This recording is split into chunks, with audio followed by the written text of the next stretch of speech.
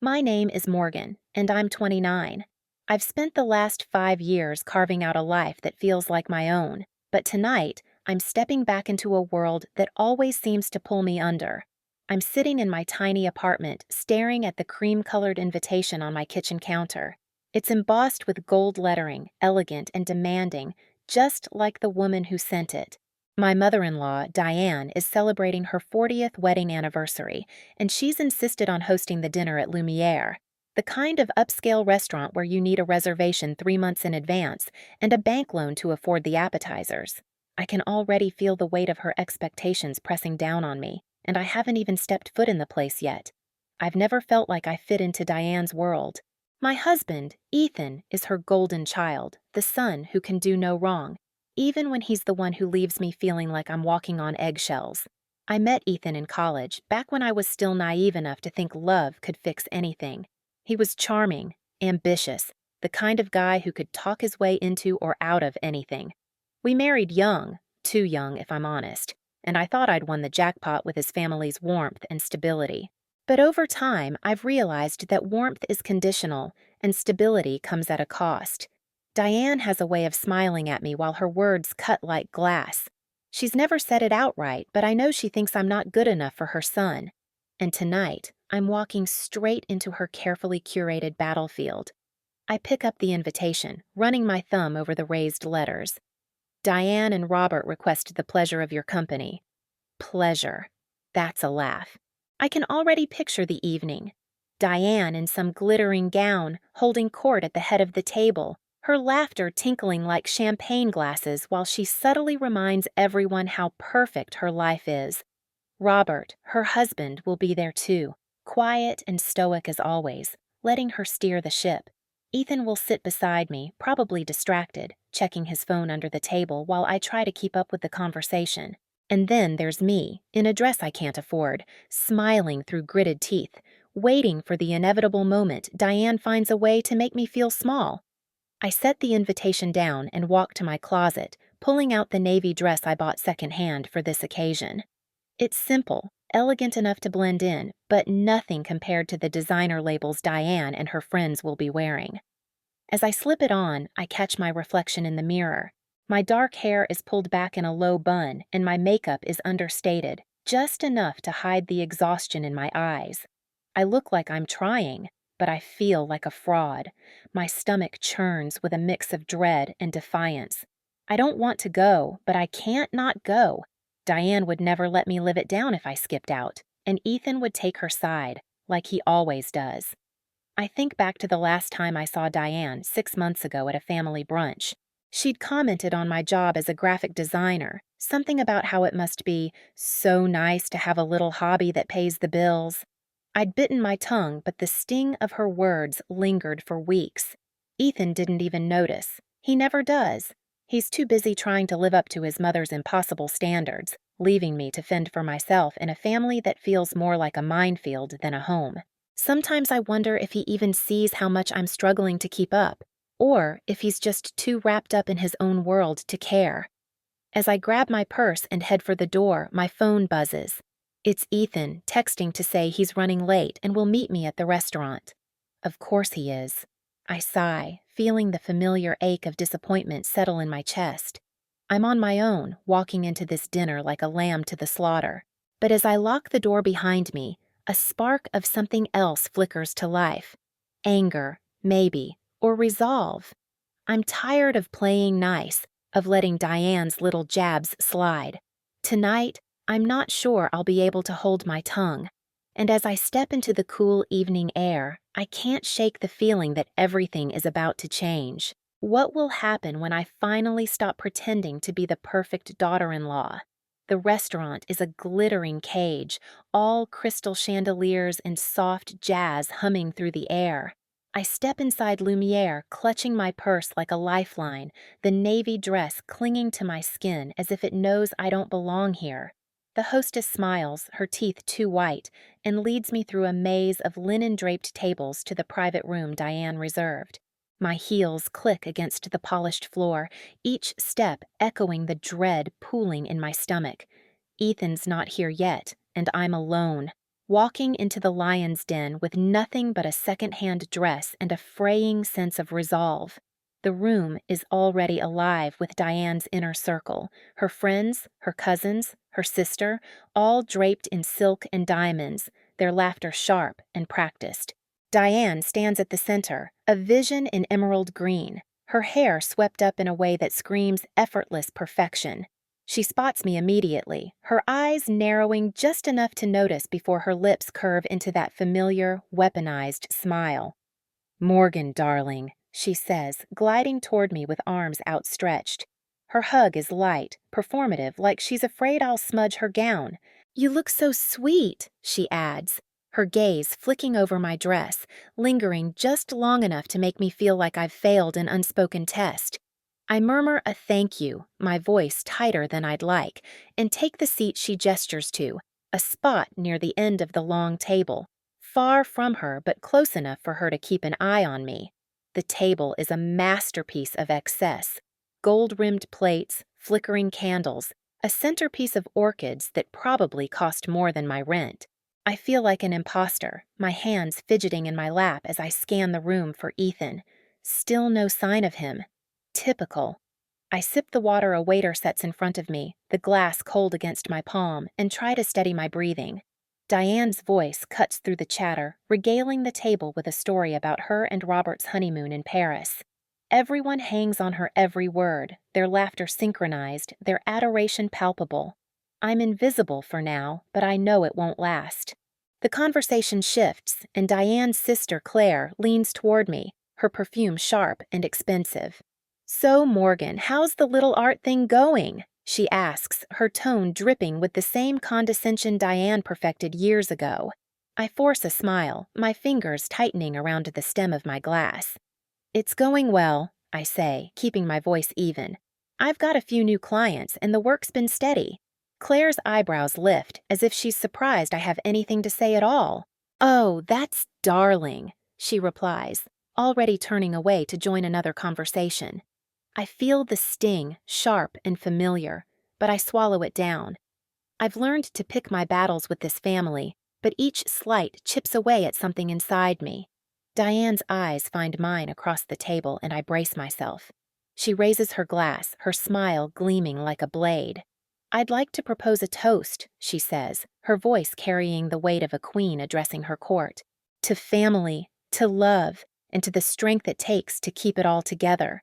Her gaze lingers on me as she says strength, and I feel the room shrink, the air growing heavy with the unspoken challenge in her words. Everyone raises their glasses, murmuring agreement, but I can't shake the feeling that the toast was meant for me. A warning, a reminder of my place. I clink my glass against Claire's, my hand steady despite the tremor in my chest. I'm tired of this game, of pretending her barbs don't land, of acting like I'm not bleeding inside. I think of the last time she cornered me, at that brunch 6 months ago, when she'd asked if I was still thinking about kids, her tone implying I'd be failing Ethan if I didn't deliver an heir soon. I'd laughed it off then, but the memory burns now, fueling the spark of defiance I felt earlier. I take a sip of wine, the bitterness sharp on my tongue, and glance at the door again. Still no Ethan. I'm alone in this, as always, but something in me shifts. A refusal to keep shrinking under Diane's gaze. The waiter begins serving the first course, and Diane's attention turns to her guests, her laughter ringing out again. But I feel her awareness of me, like a predator circling its prey. I set my glass down, my resolve hardening. Tonight, I won't just survive her. I won't let her words slide, not this time. As the chatter resumes and the plates are set before us, I catch Diane's eye again, and for the first time, I don't look away. What will happen when I finally push back? The first course sits untouched before me, a delicate arrangement of seared scallops and microgreens that feels as performative as the evening itself. I trace the edge of my fork with my thumb, the cool metal grounding me as Diane's laughter slices through the room again. She's holding court, her voice a polished weapon, recounting some anecdote about a charity gala where she single-handedly saved the evening with her charm. Her guests lean in, their faces glowing with admiration, but I feel the weight of her attention, like a spotlight she can flick on and off at will. My defiance from moments ago still simmers, but it's tangled with the ache of every slight she's ever dealt me, each one a paper cut, small but deliberate, designed to bleed me slowly. I think of the first Christmas after Ethan and I got married, when Diane handed me a gift wrapped in paper so pristine it must have cost more than what was inside. A cookbook, dog-eared and stained, with a note tucked between the pages. For Morgan, to help you keep Ethan happy. The room had laughed, thinking it a sweet gesture, but I saw the glint in her eyes, the way she watched me flush as I thanked her. Or the time she forgot to invite me to her annual garden party, only to call Ethan later, laughing about her silly oversight. Each moment was a calculated move, a reminder that I'm an outsider in her world, no matter how hard I try to belong. The memory stings, but it fuels me too. I glance at her now, her emerald dress catching the candlelight as she gestures animatedly. She's beautiful, untouchable, but there's a crack in her perfection tonight, a tightness in her smile when she looks my way, like she senses I'm not the same Morgan who'd shrink under her gaze. I pick up my fork, spearing a scallop with more force than necessary, and take a bite. It's exquisite, of course, but it tastes like ash in my mouth. I'm tired of swallowing her poison, of pretending it doesn't hurt. Claire, seated beside me, leans in again, her voice low and conspiratorial. "You must be so excited for Ethan's big promotion," she says, her eyes gleaming with something I can't quite name. I pause, my fork hovering. Ethan hasn't mentioned a promotion, not to me. My stomach twists, but I keep my face neutral, a skill I've honed over years of navigating this family. "Oh, it's all still up in the air," I say lightly, hoping my voice doesn't betray the sudden panic clawing at me. Claire's smile widens like she's caught me in a trap. "Really?" she says. "Diane was just saying it's practically a done deal." I force a nod, my mind racing. Why hasn't Ethan told me? And why does Diane know before I do? I glance at Diane, who's watching me now, her expression unreadable, but her eyes sharp, like she's waiting for me to unravel. The room feels smaller, the chatter louder, the candlelight too bright. I set my fork down, my appetite gone, and reach for my wine instead, the glass trembling slightly in my hand. The conversation shifts again, mercifully, as the waiters clear the plates and bring out the main course, a filet mignon so tender it practically melts under the knife. But I'm not here for the food. I'm here for Ethan, for the life we're supposed to be building together, and yet he's still not here, leaving me to face Diane's games alone. I think of the anniversary card I tucked into my purse before leaving home, the one I spent hours writing, pouring my heart into words I hoped would remind Ethan of us, of what we used to be before his mother's shadow grew so long. I wanted tonight to be a reclaiming, a moment where I could stand tall and show Diane I'm not invisible.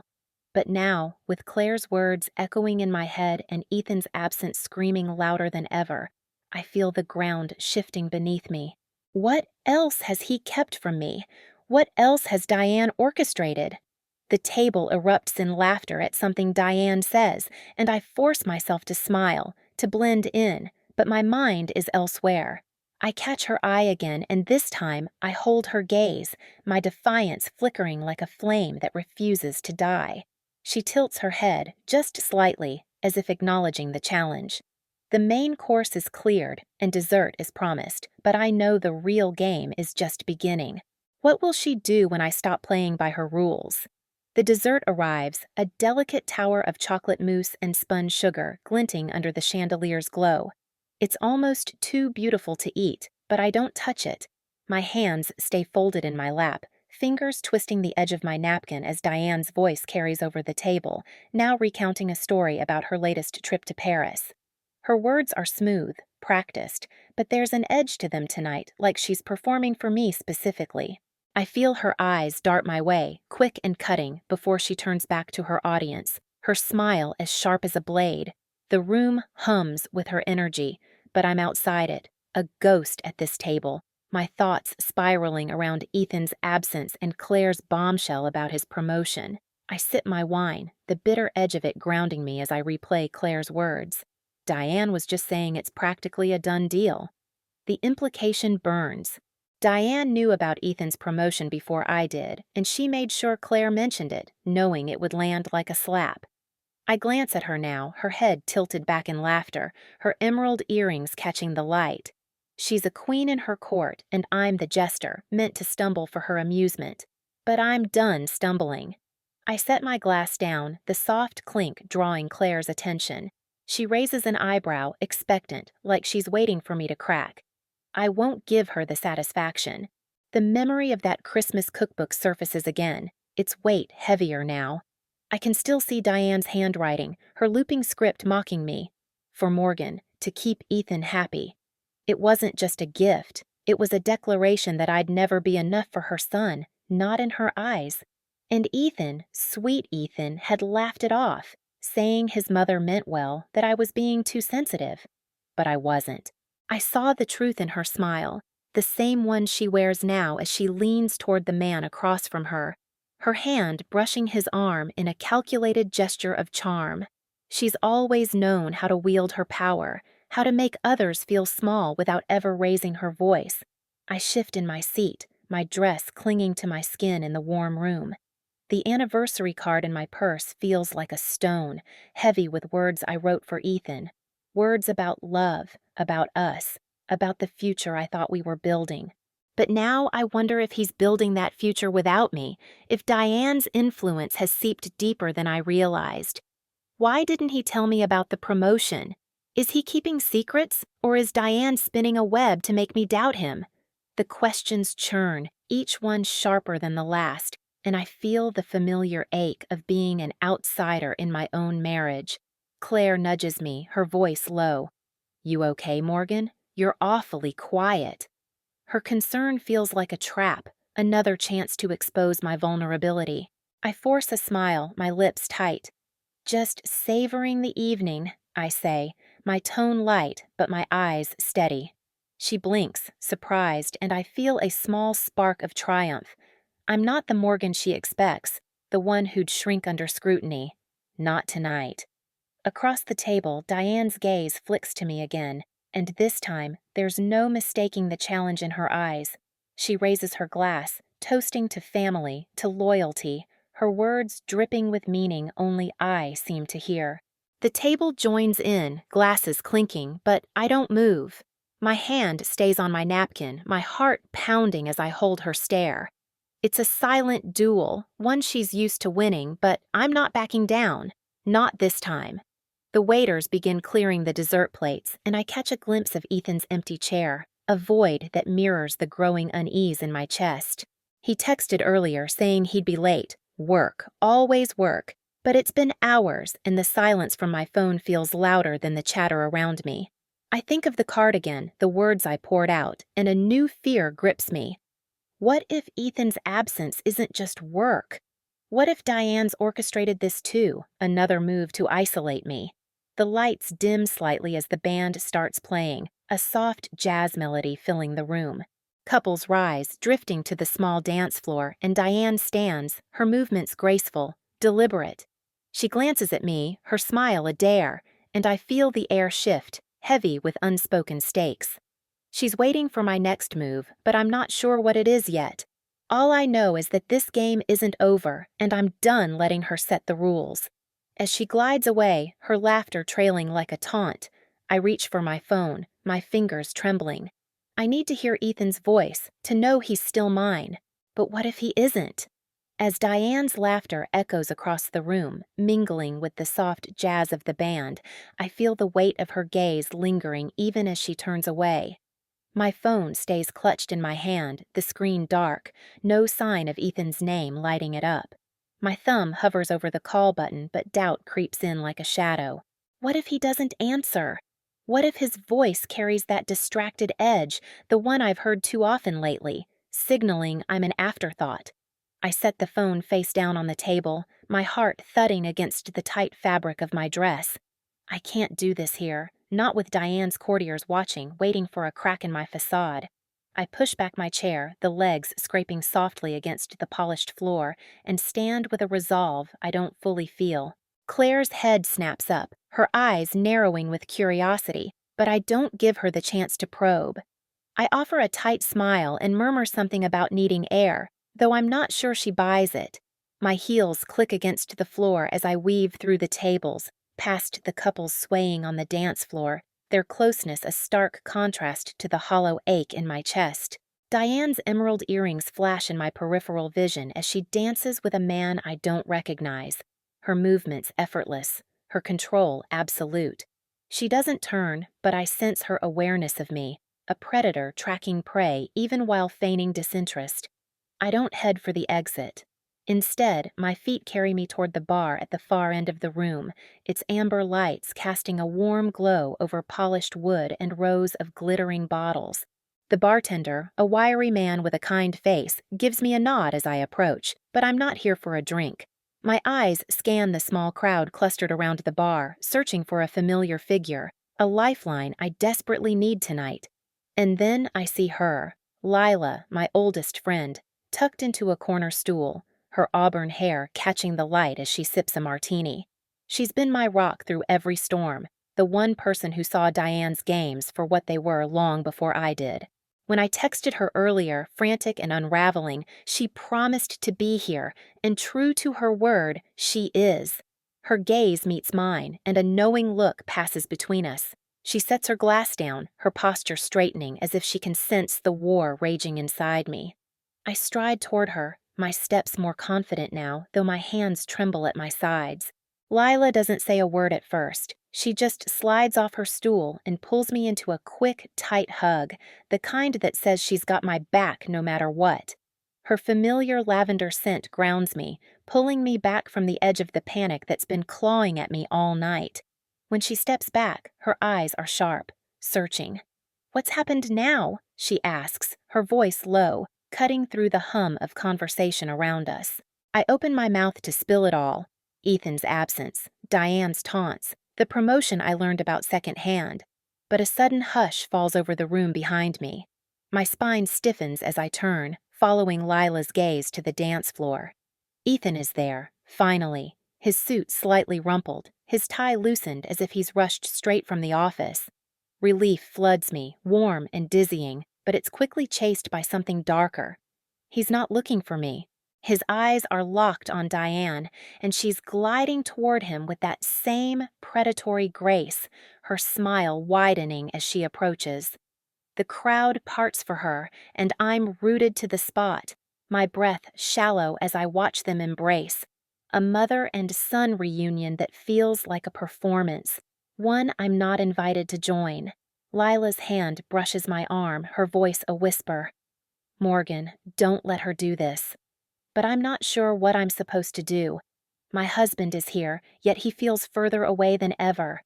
Diane's hand lingers on Ethan's shoulder, her laughter ringing out again, and I catch the quick glance she throws my way, triumphant and cold. My fingers curl into fists as I feel Lila tense beside me, her own anger mirroring mine.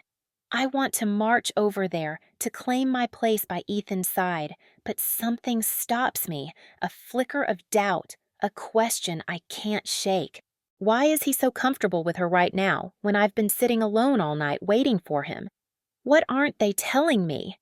Before I can decide, Ethan's head turns, and our eyes meet across the room.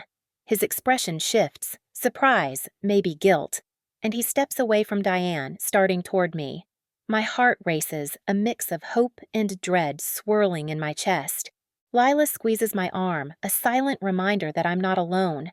But as Ethan closes the distance, I see Diane watching, her smile never faltering. Whatever she's planned, it's not over yet. And as Ethan reaches me, his first words hovering unspoken between us, I brace myself for whatever truth, or lie, is about to shatter the fragile ground beneath my feet. I stand frozen as Ethan's eyes hold mine, his steps toward me deliberate but heavy, like a man crossing a battlefield he doesn't fully understand. The air between us feels charged, thick with unspoken words and the weight of Diane's gaze, which I can still feel prickling the back of my neck. Lila's grip on my arm tightens, her silent strength anchoring me as my heart hammers, torn between hope and the gnawing suspicion that something is terribly wrong. Ethan's face is a mask of conflicting emotions, guilt, maybe, or exhaustion, but there's a flicker of warmth when he reaches me, his hand brushing my elbow. "Morgan," he says softly, "I'm sorry I'm late." His voice is familiar, yet it carries an edge I can't place, a distance that makes my stomach twist. I want to ask him why he didn't call, why he let me sit here alone while Diane's laughter carved wounds into my confidence, but the words catch in my throat. Instead, I manage a small nod, my lips pressing into a thin line. Lila steps back, giving us space, but her eyes stay sharp, watching Ethan like a hawk. He doesn't notice. His focus is on me, though it feels fragile, like he's half here and half somewhere else. The music shifts to a slower tempo, and the crowd around us resumes its chatter, but I'm locked in this moment, searching his face for answers he hasn't offered. "You look beautiful," he says, his hand lingering on my arm, but the compliment feels hollow, a reflex rather than a truth. Before I can respond, a warm voice cuts through the hum of the room. "Morgan!" My head turns, and there's James, the owner of Lumiere, striding toward us with a grin that lights up his weathered face. His presence is a sudden burst of warmth, a contrast to the tension coiling inside me. He's in a crisp white shirt, sleeves rolled up, exuding the easy confidence of someone who's built something extraordinary from nothing. Ethan steps back slightly, his hand falling away, and I feel the loss of his touch like a small betrayal. James reaches us, his eyes crinkling as he pulls me into a quick, enthusiastic hug. "You made it," he says, his voice rich with gratitude. "This place wouldn't be what it is without you." I blink, caught off guard, my cheeks flushing as I glance at Ethan, who looks as surprised as I feel. James doesn't notice. He's already gesturing around the room, his hands sweeping over the sleek lines of the bar, the soft glow of the chandeliers, the elegant curves of the furniture. "Every detail in here has your touch, Morgan," he says, his voice carrying over the music. "You saved Lumiere. You saw what it could be when I was ready to give up." I catch a glimpse of Diane across the room, her smile faltering for a split second as she overhears, and a small, fierce spark of pride ignites in my chest. Ethan's brow furrows, and he looks at me, really looks at me, for the first time tonight. "You did all this?" he asks, his voice tinged with something like awe, but also confusion, as if he's realizing how much he's missed. I nod, my throat tight. The weight of my work, nights spent sketching designs, arguing with contractors, pouring my heart into this place, suddenly visible in his eyes. James claps a hand on Ethan's shoulder, oblivious to the undercurrent between us. "Your wife's a genius," he says, chuckling. "She took my crumbling dream and turned it into this." He gestures again, and I see it through his eyes. The polished wood, the warm lighting, the way the space hums with life. My work, my worth. But the moment is fleeting. Diane's voice slices through the air, sharp and deliberate as she approaches, her emerald earrings glinting like weapons. "Oh, James," she purrs, her tone dripping with charm that doesn't reach her eyes. "You're giving Morgan far too much credit. Lumiere was always destined to shine." She places a hand on James's arm, her smile a calculated blade, and I feel the spark of pride flicker, threatened by her dismissal. Ethan stiffens beside me, his jaw tight, and I wonder if he sees it too. The way she diminishes me, the way she always has. James laughs unshaken and shakes his head. "Diane, you've got your talents, but Morgan's the one who brought this place to life. Trust me, I know." His words are a balm, but Diane's eyes narrow, and I feel the weight of her scorn settle over me like a storm cloud. Ethan's hand finds mine, his grip firm but uncertain, and I want to believe it's a gesture of support, a sign he's on my side. But as Diane steps closer, her gaze locking onto me with that same triumphant glint I saw earlier, I feel the ground shift beneath me again. Ethan's silence is deafening, and I can't shake the question burning in my mind. Whose side is he really on? And as Diane's next words hang unspoken, sharp and inevitable, I brace myself for the blow I know is coming. James's words hang in the air, a shield against Diane's venom, but her eyes glint with a malice that promises retaliation. I feel Ethan's hand tighten around mine, but it's not enough to steady the tremor in my chest. The room, alive with clinking glasses and murmured laughter, seems to close in, the chandelier's glow casting long shadows that dance across Diane's face. She steps closer, her heels clicking like a metronome, each step deliberate, her smile a razor's edge. I want to shrink, to vanish into the polished wood of Lumiere's floor, but James's arm around my shoulders keeps me grounded, his warmth a quiet defiance. "You're too kind, James," Diane says, her voice syrupy but laced with something bitter. She tilts her head, her emerald earrings catching the light like tiny daggers. Morgan's contributions were helpful, of course, but let's not rewrite history. Lumiere's success is a team effort. Her words are a calculated jab, each one chipping away at the pride James's praise had kindled. I feel the eyes of the room shift toward us, the crowd sensing the undercurrent of conflict, their chatter softening as if waiting for the next act. James chuckles, undeterred, his hand still resting on my shoulder. "Diane, I know every brick in this place, every late night it took to rebuild. Morgan's the one who saw the soul of Lumiere when I was drowning in debt and doubt." He turns to the crowd, his voice rising with a storyteller's cadence. "This woman, my designer, my visionary, spent months sketching, planning, fighting for every detail. That bar? Her idea. Those lights? Her touch. You're all here tonight because of her."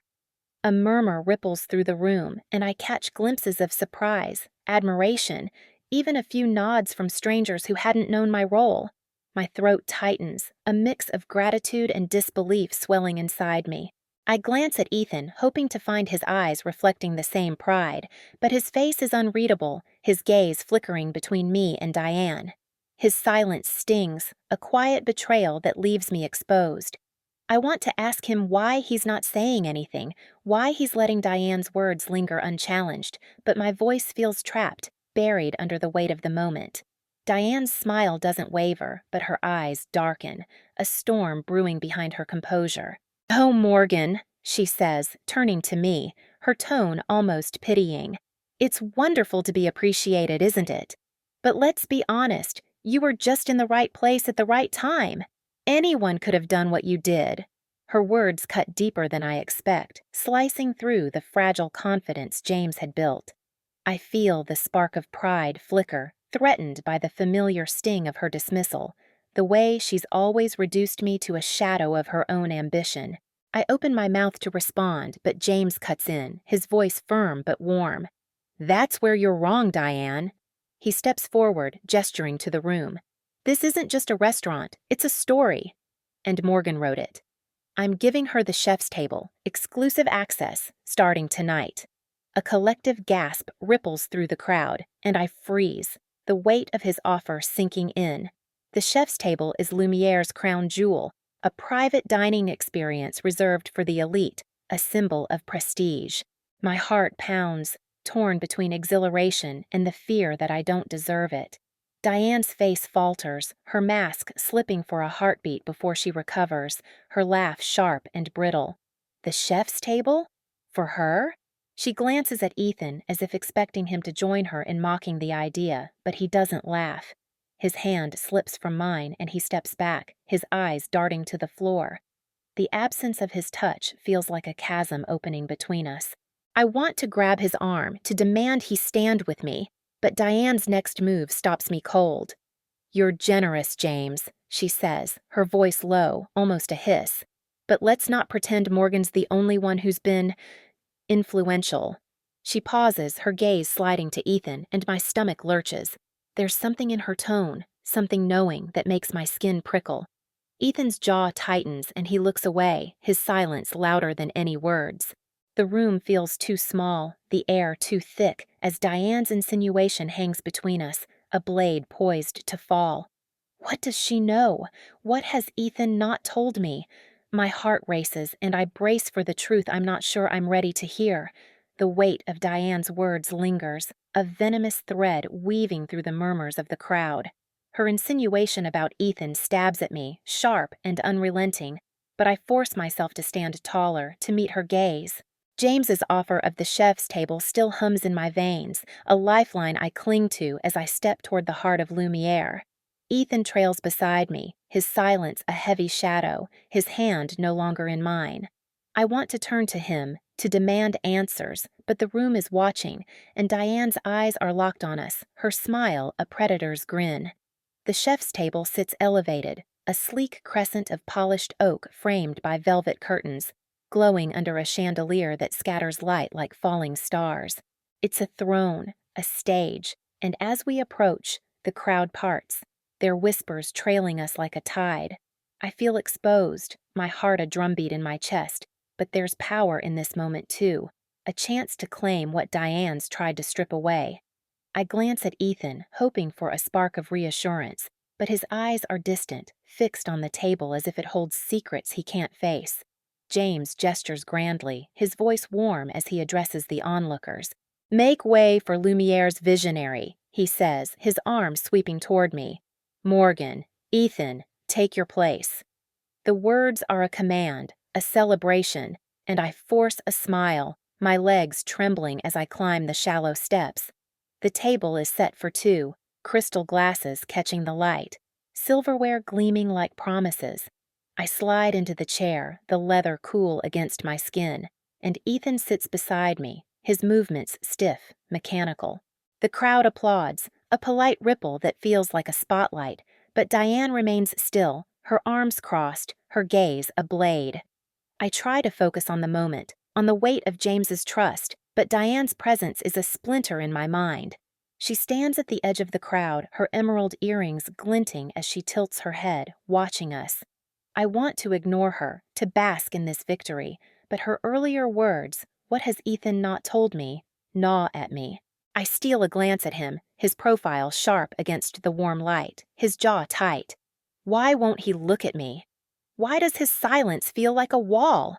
The server approaches, a young woman with a nervous smile, presenting a bottle of wine with a flourish. "Compliments of Mr. James," she says, pouring the deep ruby liquid into our glasses. The scent of blackberries and oak fills the air, grounding me for a moment. I lift my glass, expecting Ethan to mirror me, to toast this milestone, but he hesitates, his fingers grazing the stem before falling back to his lap. The gesture is small, but it cuts, a reminder of the distance growing between us. I turn to the crowd, forcing my voice to steady. "Thank you, James," I say, loud enough to carry. "For seeing me, for this." I gesture to the table, the room, the life I've poured into Lumiere. The crowd murmurs approval, but Diane steps forward, her heels clicking like a countdown. She raises her glass, her smile tight, and the room quiets, sensing the shift. "To Morgan," she says, her voice smooth but edged with ice, "for her contributions, and to Ethan, for his loyalty." The word lands like a stone, heavy with meaning I can't unravel. Ethan stiffens beside me, his breath catching, and I feel the air shift, thick with unspoken truths. Diane's eyes flicker to him, then back to me, her smile curling like smoke. "Enjoy your moment, Morgan," she adds. "It's fleeting." The crowd claps, oblivious to the undercurrent, but I'm frozen, my glass trembling in my hand. Ethan's loyalty, to whom? To me? To Lumiere? Or to her? My mind races, piecing together fragments. His late nights, his vague excuses, the way he's avoided my questions about Diane's role in the project. I want to ask him, to demand the truth right here, but the weight of the room's eyes holds me back. I force a smile, lifting my glass to Diane in a silent challenge, but my heart is a storm, fear and defiance colliding. As the crowd disperses, Diane turns away, her silhouette sharp against the golden light. But she pauses, glancing back, and her eyes meet mine, a promise of something unfinished. Ethan's hand brushes mine, a fleeting touch, but it's not enough to anchor me. What does she know? And why does Ethan's silence feel like a betrayal I can't name? The chef's table, my triumph, feels like a stage for a truth I'm not ready to face. The chef's table gleams under the chandelier's fractured light, but the warmth of the moment is slipping through my fingers like sand. Diane's toast, her barbed words about Ethan's loyalty, hangs in the air, a specter I can't shake. My glass is still raised, the wine untouched, its surface trembling with my pulse. Ethan's hand rests on the table now, inches from mine, but it might as well be miles. I want to grab it, to demand he look at me, to explain the shadow Diane cast over us, but the crowd's eyes pin me in place. I'm Morgan, Lumiere's visionary, yet I feel like a fraud, my triumph hollow under her gaze. The server returns, setting down plates of delicate amuse-bouche, tiny bursts of color and scent meant to dazzle. I murmur thanks, my voice a stranger's, and force myself to focus on the food, the texture of the evening. This is my night, my restaurant, my dream. I built Lumiere from sleepless nights and relentless ambition, and no one, not Diane, not her cryptic jabs, will steal this from me. But as I lift a bite to my lips, Ethan's silence gnaws at me, louder than the chatter around us. He's staring at his plate, his fork unmoving, his shoulders rigid. What is he hiding? What does Diane know that I don't? I set my fork down, the clink sharp against the quiet between us. Ethan, I say softly, my voice barely carrying over the hum of the room. He flinches, his eyes flicking to mine for a heartbeat before darting away. What's wrong? I ask, leaning closer, desperate for the man who promised me forever to show himself. His jaw tightens and he shakes his head, a small, defeated gesture. Not here, Morgan, he murmurs, his voice low, frayed. The words are a wall, shutting me out, and my chest aches with the weight of them. Not here? Then where? When? Before I can press, a shadow falls over the table. Diane's husband, Richard, looms above us, his broad frame blocking the light. His smile is all teeth, polished like his cufflinks, but his eyes are cold, assessing. Morgan, he says, his voice smooth as bourbon. Quite the evening. His gaze shifts to Ethan, lingering too long, and I feel the air tighten like a string pulled taut. Ethan meets his eyes, and something passes between them, a flicker of understanding I'm not privy to. My stomach twists. Richard's presence feels like an extension of Diane, another move in a game I don't know the rules to. Richard leans in, his hand resting on the back of Ethan's chair. Your parents are here, Ethan, he says, his tone almost too casual. They'd love to catch up. Ethan stiffens, his knuckles whitening around his glass, and I feel the ground shift beneath me. His parents? They weren't invited. I'd made sure of it, knowing their history. Years of belittling me, questioning my worth, my place in Ethan's life. Their absence was my one condition for this night, and Ethan had agreed. Or so I thought. I turned to him, my voice sharp now. Ethan, what's he talking about? His eyes close briefly as if bracing for impact, and when they open, they're filled with something I can't name. Guilt, maybe, or dread. I invited them, he says, so quiet I almost miss it. The words hit like a slap, stealing my breath. You what? I whisper, my voice cracking. He looks away, his silence louder than any confession. Richard steps back, his smile smug, and I realize this is no accident. Diane and Richard orchestrated this, and Ethan, my Ethan, let them. The crowd buzzes on, oblivious, but I'm unraveling.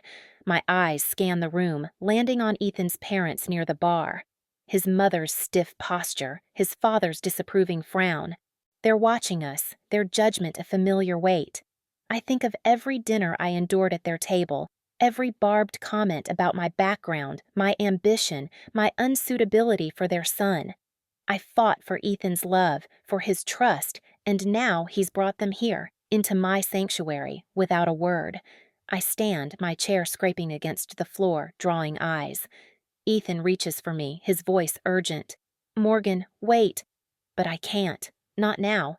I need air, Space, anything to escape the betrayal sinking into my bones. I turn to the crowd, my voice steady despite the storm inside. "Excuse me," I say, forcing a smile. "I'll be right back." But as I step away, Diane's eyes find mine, gleaming with triumph. She knows she's won this round. And as I push through the velvet curtains, Ethan's voice calling my name fades behind me. What else has he kept from me? And how much more can I take before this night breaks me? I push through the heavy velvet curtains, the murmur of the dining room fading into a muffled hum behind me. My heels click against the polished hardwood as I head toward the back office, my sanctuary within Lumiere. The air feels thicker here, away from the crowd, but the weight in my chest only grows. Ethan's confession, I invited them, loops in my mind like a broken record. How could he? After all the promises, the late-night talks where I bared my soul about his parents' disdain, he still chose to let them into my space. My triumph. My hands tremble as I grip the doorknob, the cool metal grounding me for just a moment before I step inside and shut the door with a soft thud. The office is dim, lit only by the faint glow of a desk lamp. Papers are strewn across my desk. Menus, vendor contracts, dreams scribbled in margins. This is where I built Lumiere, piece by painstaking piece. And now it feels like a fortress under siege. I lean against the desk, my breath shallow, trying to stitch myself back together. But the image of Diane's smug smile and Richard's calculating gaze won't leave me. They planned this, didn't they? Not just Ethan's parents showing up, but the way they've unraveled me tonight. And Ethan, my anchor, my partner, has become their unwitting pawn. Or worse, a willing one. A soft knock startles me, and I straighten, wiping the dampness from my eyes. "Morgan?" It's Diane's voice, smooth and honeyed, seeping through the door like poison. My stomach clenches. I don't want to face her, not now, not when I'm raw and bleeding inside. But before I can respond, the door creaks open and she steps in, her elegant silhouette framed by the hallway light. Harold follows, his presence quieter, almost reluctant, his eyes darting between us as if he's unsure of his role in this drama. Diane's face softens, a mask I don't trust, and she holds out her hands as if offering peace. "I just wanted to check on you," she says, her tone dripping with concern that feels rehearsed. I cross my arms, building a wall between us. "I'm fine," I say, my voice clipped, though it shakes at the edges. "I don't need your concern." Her lips press into a thin line, and for a moment, I think I've pushed her away. But then she steps closer, her perfume overwhelming, and her eyes lock onto mine with an intensity that makes me flinch. "Morgan, I know I've been harsh," she starts, her voice lowering. "But I need you to understand where it comes from. It's not about you. It's never been about you." Her words catch me off guard, and I narrow my eyes, searching for the trap. "What are you talking about?" I ask, unable to keep the edge from my tone. Harold shifts uncomfortably, his hands shoved deep into his pockets, but Diane doesn't falter. She takes a breath as if steeling herself, and her gaze drops to the floor. "My mother," she says softly, her voice cracking just enough to seem real. She struggled her whole life, poverty, betrayal, men who used her and left her broken. I grew up watching her fight for every scrap, only to lose it all. I swore I'd never be like her. I'd protect what's mine, no matter the cost. I listen, my throat tightening despite myself. There's a rawness in her words, a pain I recognize. Even if I don't want to, I think of my own battles, the way I clawed my way up from nothing to build Lumiere, the nights I cried alone over doubts and failures. But empathy wars with anger inside me. Her pain doesn't justify the cruelty, the way she's wielded her insecurities like weapons against me. "So what?" I say, my voice steady but cold. "Your past doesn't give you the right to tear me down, Diane. To use Ethan against me. To bring his parents here to humiliate me." Her eyes flicker with something, guilt maybe, or defiance. And she opens her mouth to respond, but Harold cuts in, his voice gruff. "Diane, enough. Let's go." He places a hand on her arm, gentle but firm. and I see the tension in her shoulders ease just slightly, but she doesn't move right away. Instead, she looks at me, her expression unreadable, and says, "I'm not asking for forgiveness, Morgan. I'm just asking you to see me. Not as the enemy, but as someone who's scared of losing everything, just like you." Her words hang heavy between us, a confession I didn't expect, and I feel the ground shift under me again. I want to lash out, to tell her that her fear doesn't excuse her actions, but something stops me. Maybe it's the crack in her voice, or the way Harold's hand tightens on her arm as if he's holding her together. I stand there, silent, my heart pounding with a mix of anger and reluctant understanding. But before I can find the words to respond, Diane turns away, her mask slipping back into place. "We'll talk later," she says over her shoulder, her tone cool again. Harold gives me a nod, almost apologetic, and they leave, the door clicking shut behind them. I'm alone again, but the silence feels louder now, filled with Diane's words and the ghosts of my own doubts. I sink into the chair behind my desk, my hands covering my face. How do I reconcile this? The woman who hurt me with the one who just bared her soul? And where does Ethan fit into this tangled mess of loyalty and betrayal? I glance at the door, knowing I can't hide here forever. The night isn't over, and Lumiere still needs me. But as I stand, a new fear grips me. What if the cracks Diane exposed in my world tonight are only the beginning of what's breaking apart? I sit at my desk, the echo of Diane's words lingering like smoke in the air. Her vulnerability, raw and unexpected, has left me unsteady, but I can't let it unravel me. Not now. Not when Lumiere is still buzzing beyond the office door, and Ethan, my husband, my betrayer, is out there, mingling with guests as if he didn't just crack the foundation of our marriage. My fingers trace the edge of a vendor contract, the paper grounding me as I try to anchor myself in the present. But Diane's confession keeps pulling me back. Her fear, her mother's ghost, her veiled plea to be seen. It's a mirror I don't want to look into, reflecting my own fears of losing everything I've built. Yet her pain doesn't erase the sting of her actions, or Ethan's, and I know I can't let this moment pass without drawing a line. I stand, smoothing my dress, and glance at the mirror on the wall. My reflection looks composed, but my eyes betray the storm inside: anger, hurt, and a flicker of resolve. I can't hide in this office forever, nursing wounds while Diane and Ethan move through my world unchecked. Lumiere is mine, and so is my marriage, however frayed it feels tonight. I take a deep breath, the air sharp in my lungs, and step toward the door. The restaurant hums with life as I re-enter the dining room, the clink of glasses and soft laughter a stark contrast to the chaos in my chest. My eyes scan the crowd, landing on Ethan first. He's at a table near the bar, his smile easy as he chats with a guest, oblivious to the fracture he's caused.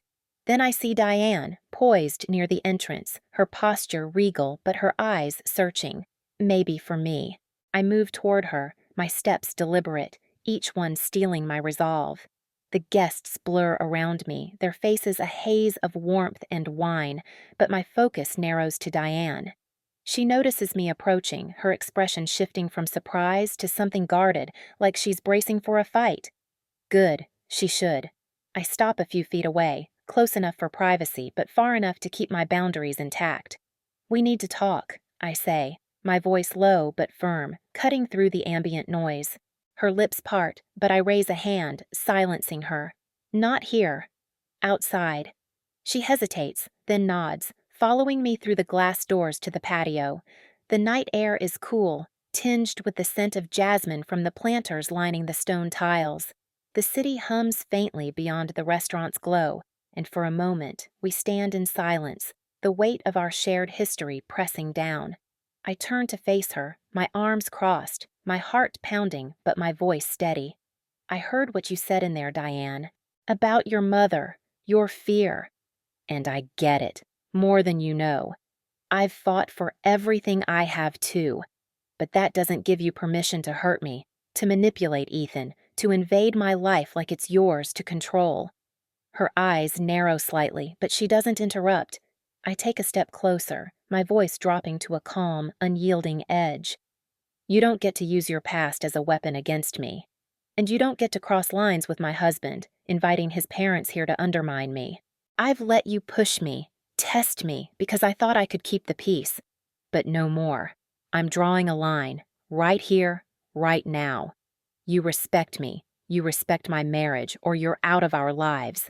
No negotiation. Diane's face tightens, a flicker of defiance crossing her features, but there's something else, too. Something like respect, or maybe fear. She opens her mouth, then closes it, her gaze dropping to the ground. When she looks up, her voice is quieter, less certain. I didn't mean to hurt you, Morgan. Not tonight. I thought I was protecting what's mine, too. Ethan, our family, the life we've all built together.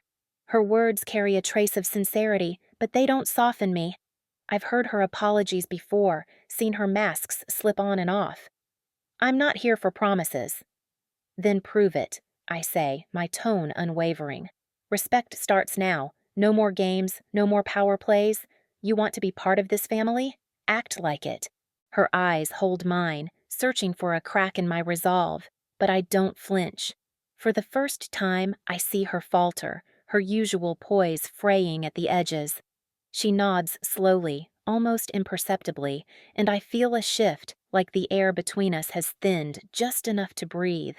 But as I turn to head back inside, I catch sight of Ethan through the glass doors, watching us. His face is unreadable, caught between guilt and confusion, and my stomach twists. Diane may have heard me, but Ethan's betrayal is a wound still bleeding. Did he know the full extent of his parents' presence tonight? And if he did, what else has he kept from me? I push the door open, the warmth of Lumiere enveloping me again, but the chill in my heart remains. Diane follows, her presence a shadow at my back, and I know this confrontation is only the beginning. The night stretches ahead, and with it, the question of whether Ethan and I can rebuild what's been broken, or if the line I've drawn tonight will cut deeper than I intended. The magazine lies open on my desk, its glossy pages catching the morning light streaming through the window of Lumiere. My face stares back at me from the feature spread, the headline bold, Restaurateur redefines culinary arts with Lumiere's triumph. The article is a tapestry of praise. My vision, my grit, the way I turned a crumbling building into a beacon of fine dining. It's surreal, seeing my name in print, my story distilled into neat paragraphs, but as I trace the words with my fingertip, a quiet pride blooms in my chest, tempered by the weight of what it cost to get here.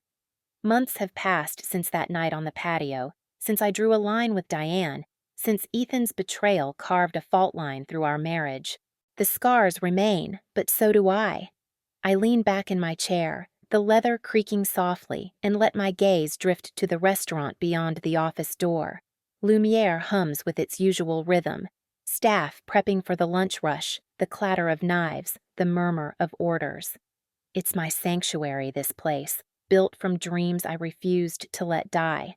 But today, the magazine's arrival feels like a milestone, a moment to pause and measure the distance I've traveled. I think of the early days, the sleepless nights, the loans I fought to secure. I think of Diane's shadow, always looming, and Ethan's choices, which nearly broke me. Yet here I am, celebrated, standing on my own. The door opens, and my assistant, Clara, steps in, holding a small envelope.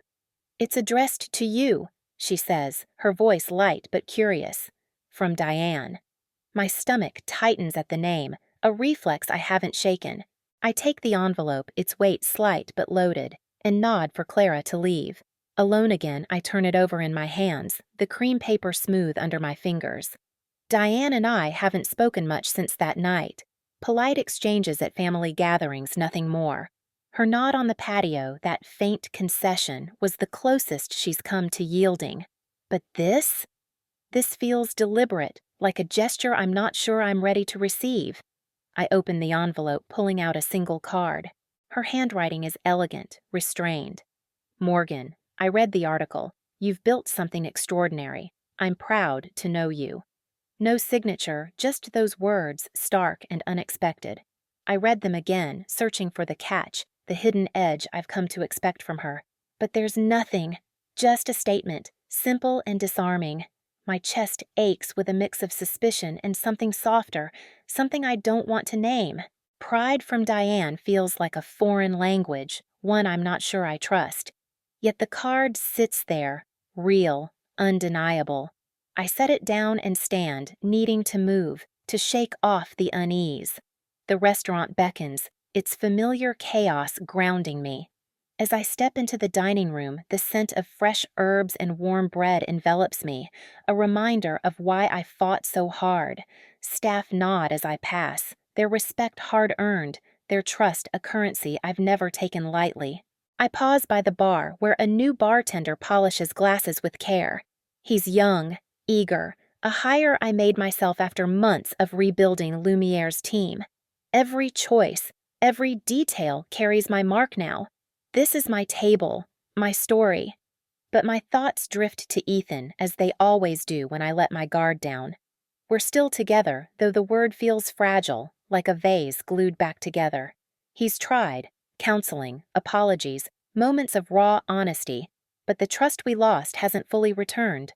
I see him in flashes, his guilt that night, his face through the glass doors, the way he's been quieter since, as if afraid to take up space. I wonder if he's read the article, if he sees me differently now, or if he's still caught in his own regrets. I haven't asked. Some questions feel too heavy, like they might tip the balance we're trying to hold. The card from Diane sits on my desk as I return, its presence a quiet challenge. I pick it up again, rereading her words. Proud to know you. Is it an olive branch or another move in her endless game? I think of her that night, her poise fraying, her eyes betraying a flicker of vulnerability. Maybe she's trying in her own guarded way. Maybe this is her line, drawn differently. I slip the card into a drawer, not ready to decide what it means. Outside, Lumiere pulses with life, and I feel the pull of my own strength, my own peace. I've built this, and no one, not Diane, not Ethan, can take that away. But as I step back into the dining room, my phone buzzes in my pocket. Ethan's name lights up the screen, and my heart stumbles. A text. Can we talk tonight? There's something I need to tell you. The words are simple, but they land like stones, stirring the calm I've fought to claim. What now? Another secret? Another fracture? I stare at the screen, the restaurant's hum fading to a distant roar. The line I drew months ago feels suddenly thin, and I wonder if it's strong enough to hold whatever comes next.